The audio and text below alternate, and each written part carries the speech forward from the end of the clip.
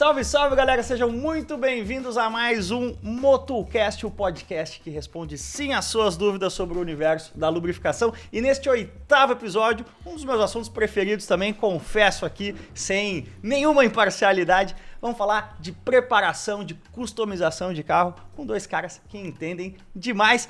Edu Bernasconi, que dispensa apresentações aí, fundador da Full Power, de todo um império de marcas aí no entorno da Full Power, e o Teco Caliendo, da preparadora Teco Caliendo também, que é uma das grandes referências de preparação de carros refrigerados a ar, também de Volkswagen, né, Teco? A gente já viu muito projeto legal seu. E como sempre aqui, o nosso suporte técnico da Motul com o Danilo Silva, engenheiro de aplicações. Olha, a gente abriu caixinha de perguntas da galera lá em @MotulBR e veio muitas dúvidas. Então já vou entrar aqui direto na prestação de serviço.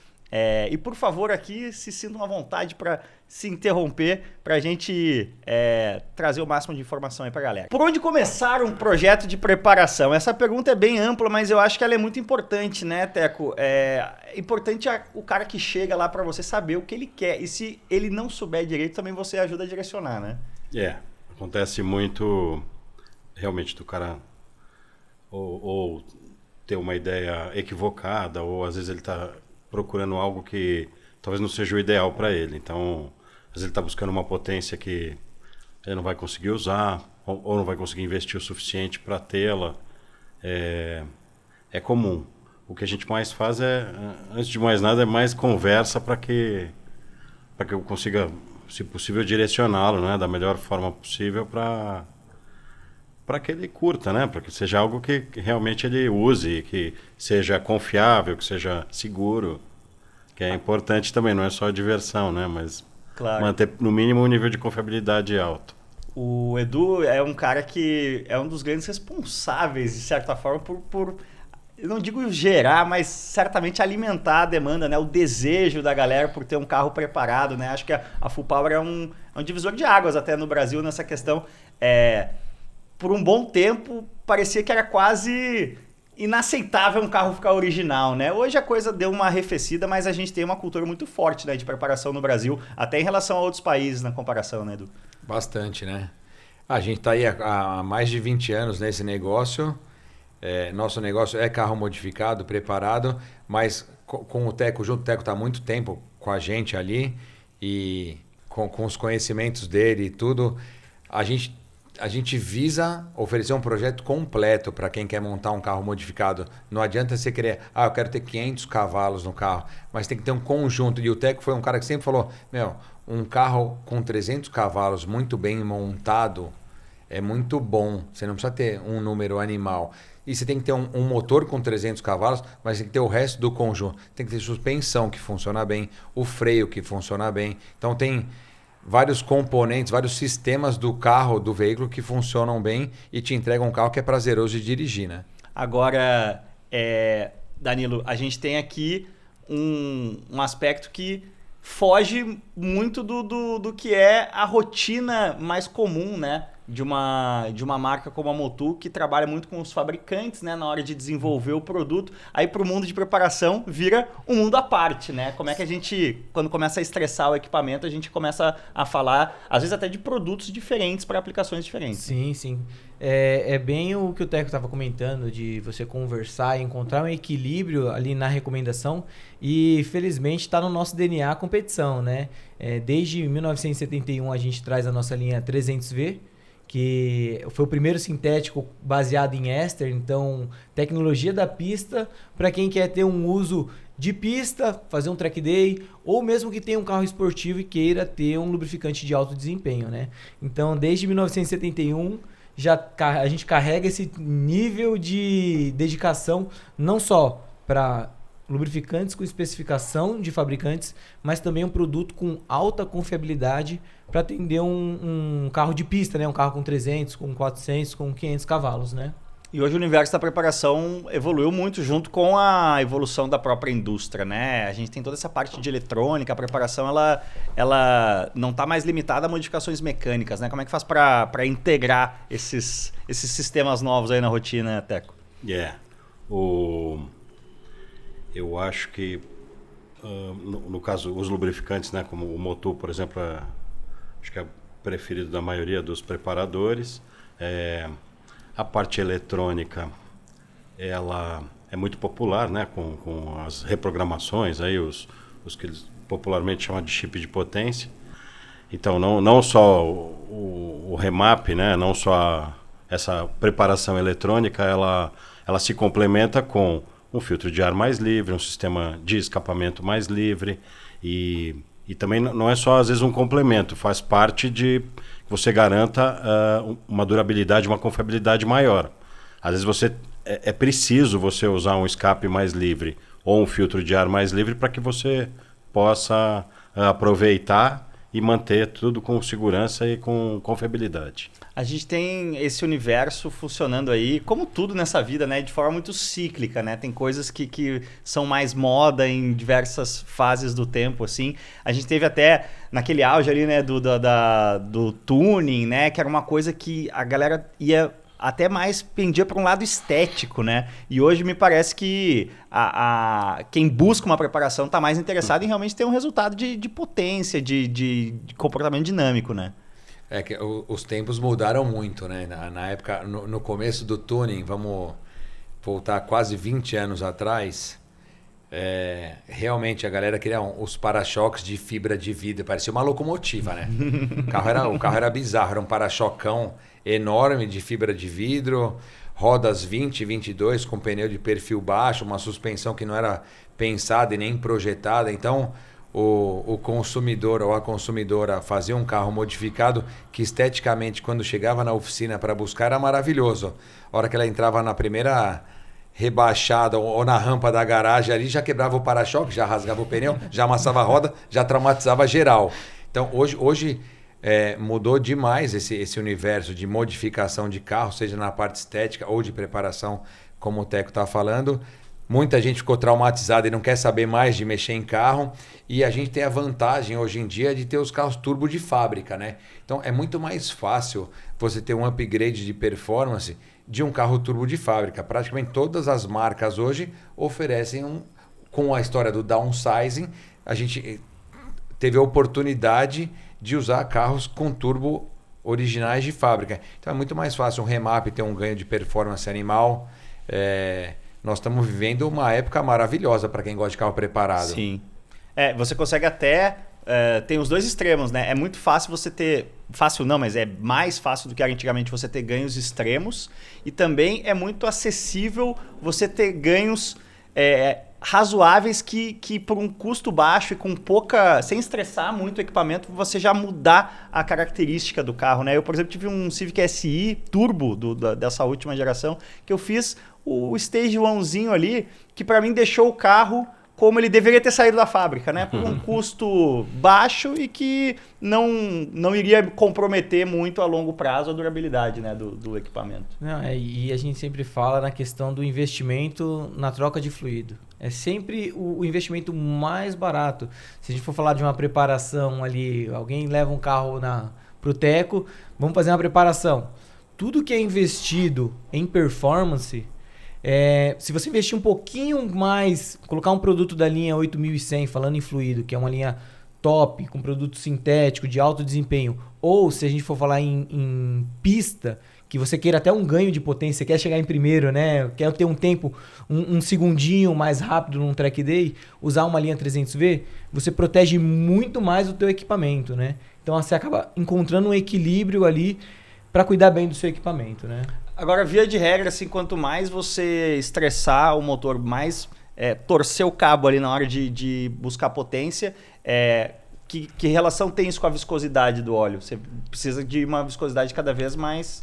Depende muito de como que vai ser o uso, né? Por exemplo, a gente vai fazer uma preparação, o Teco pode falar muito bem, mas você tem uma mistura rica.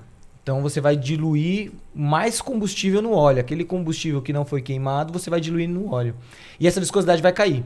Então imagina que você vai ter uma competição ou que você vai levar um bom tempo para trocar esse óleo.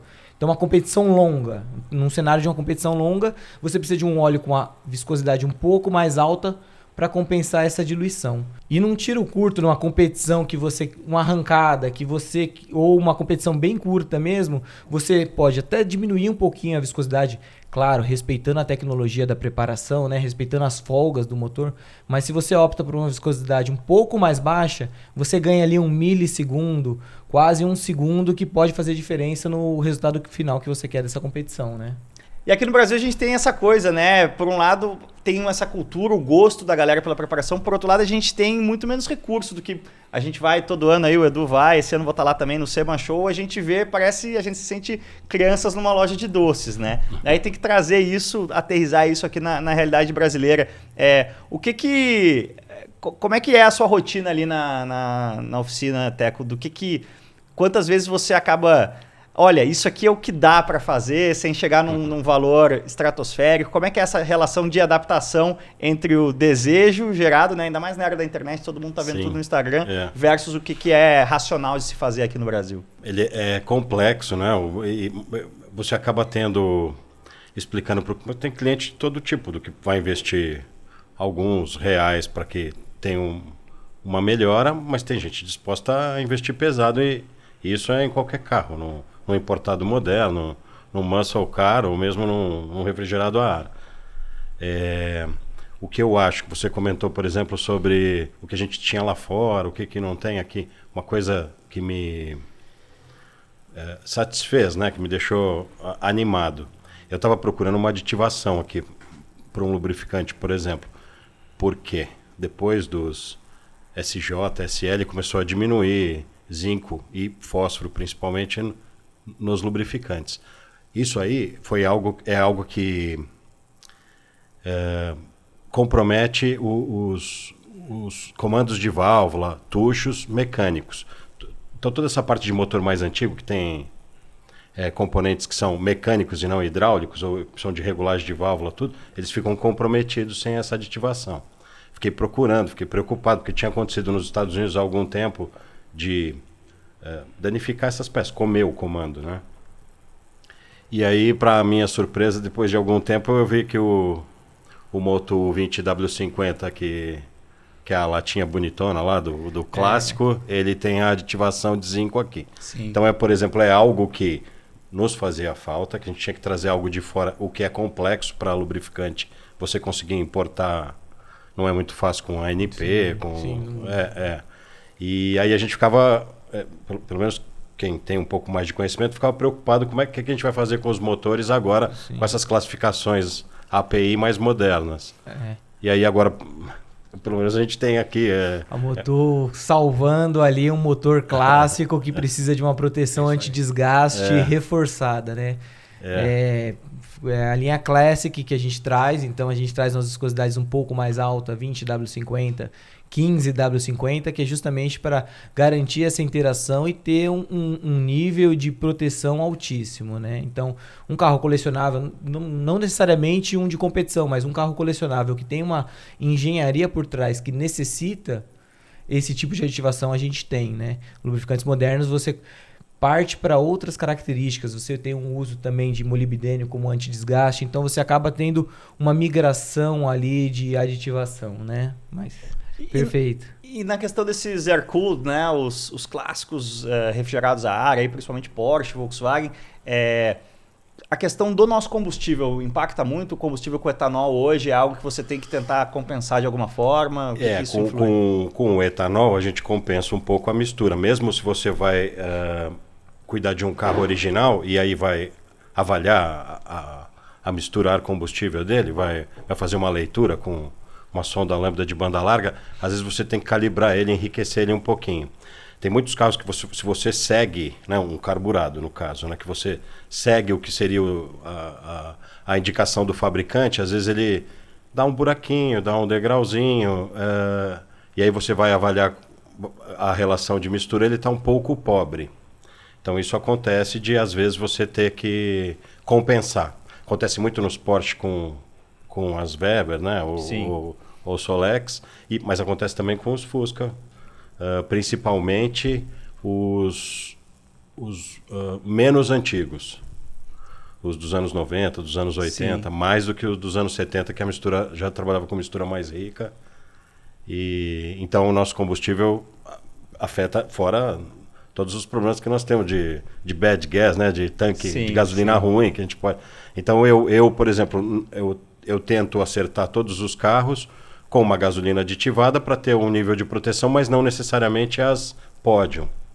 Eu prefiro ter um pouco menos de taxa de compressão, um pouco menos de pressão de turbo, mas para que o sujeito possa usar o carro em qualquer lugar e não fique escravo de não ter no posto a gasolina que ele precisa que tenha, entende? Então eu acho que é importante, no meu caso, né, que não busca tanto assim potência, busca mais essa parada do cara curtir o carro, de aproveitar, eu trabalho dessa forma, uso calibro com gasolina aditivada e eventualmente tenho que enriquecer um pouco a mistura. Essa conversa aí das dificuldades trazidas aí pelos postos sem bandeira não acontece no SEMA, né? Não acontece. Outra realidade. Outra realidade. O que dá mais prazer para vocês assim na hora de pensar num projeto? Claro que vocês trabalham sempre historicamente aí com o que o cliente deseja, mas pessoalmente, assim, o que vocês mais curtem, o que dá mais prazer? Até que nível de preparação, né? É legal tentar chegar naquela coisa super extrema, de números absurdos no dinamômetro, ou vocês têm mais prazer numa coisa que é mais racional e mais coesa, assim? Eu, respondendo por mim, eu prefiro um negócio mais coeso.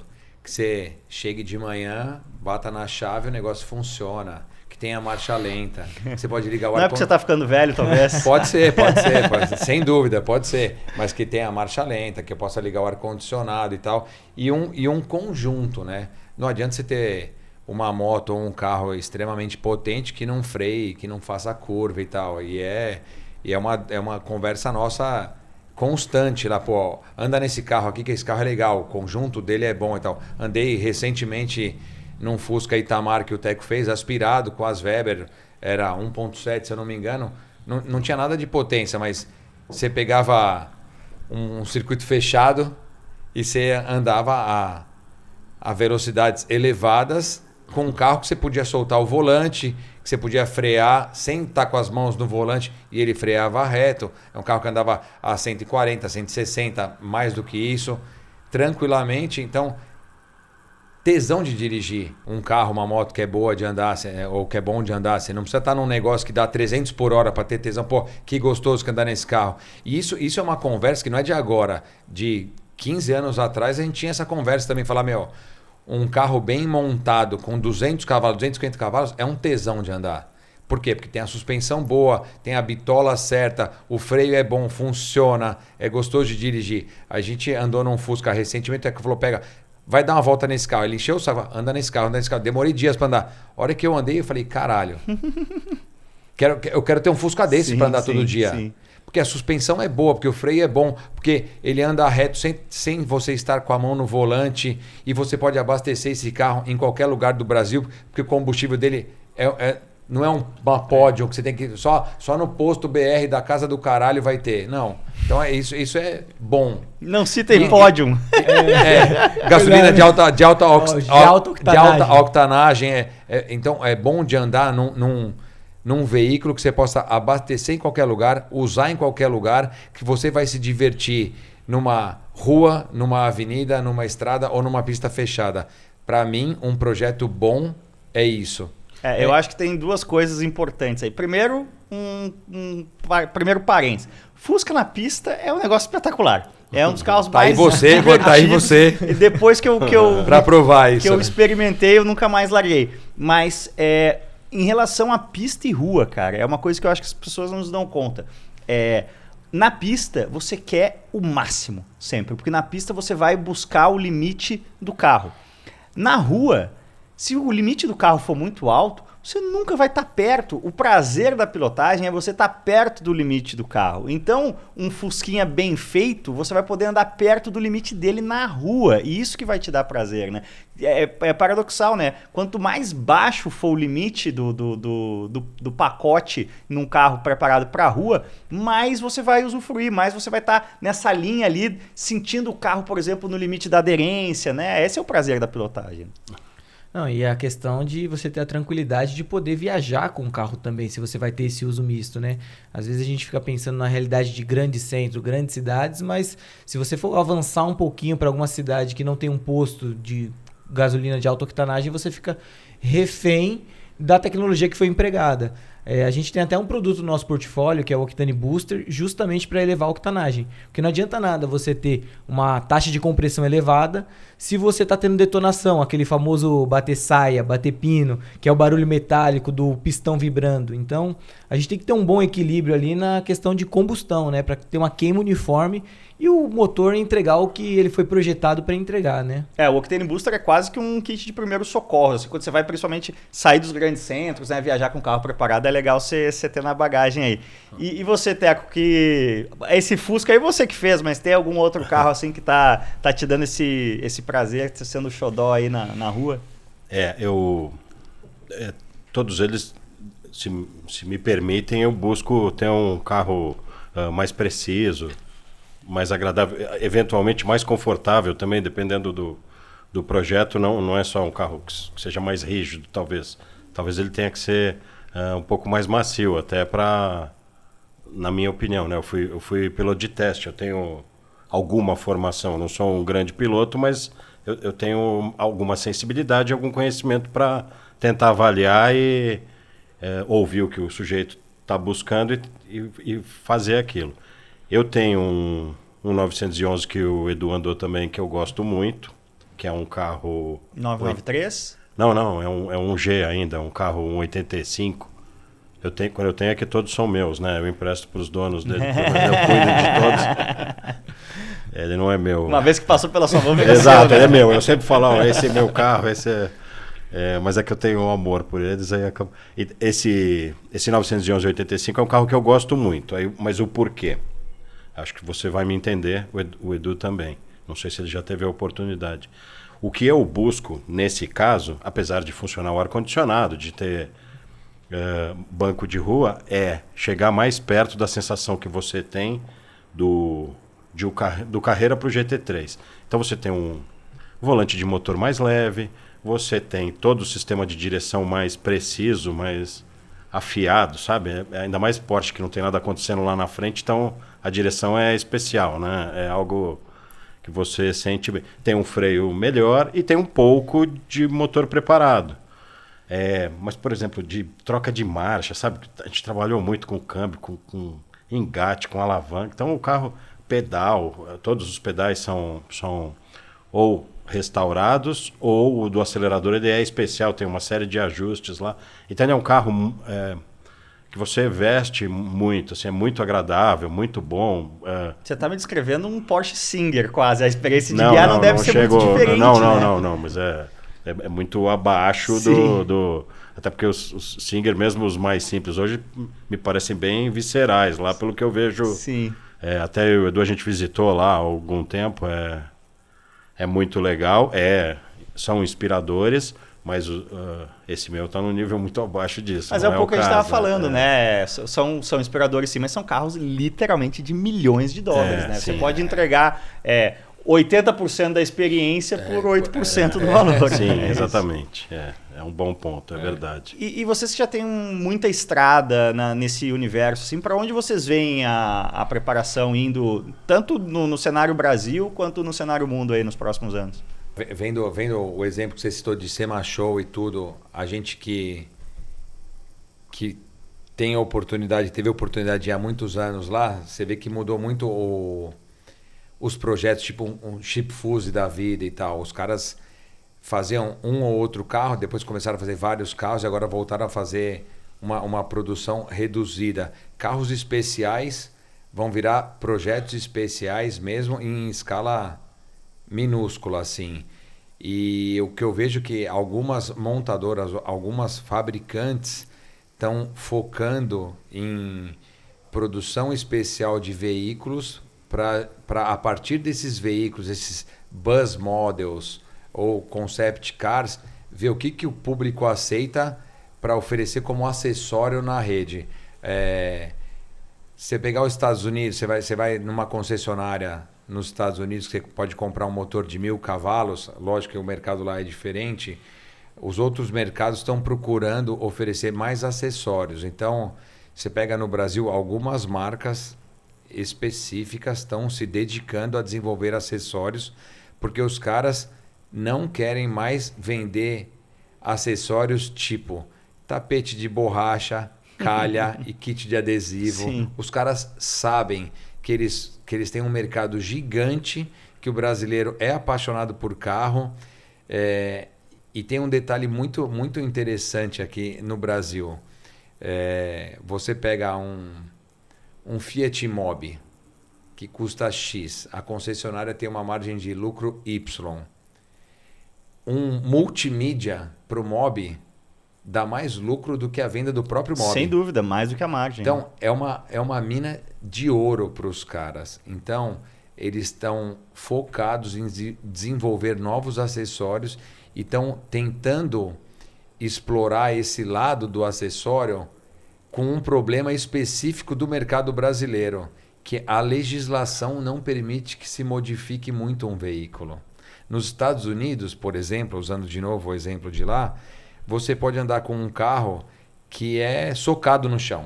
Não tem uma limitação de altura. Sim. Desde que você tenha todas as luzes funcionando, que você tenha cinto de segurança e você tenha um seguro contra terceiro, usando um português bem simples, foda-se.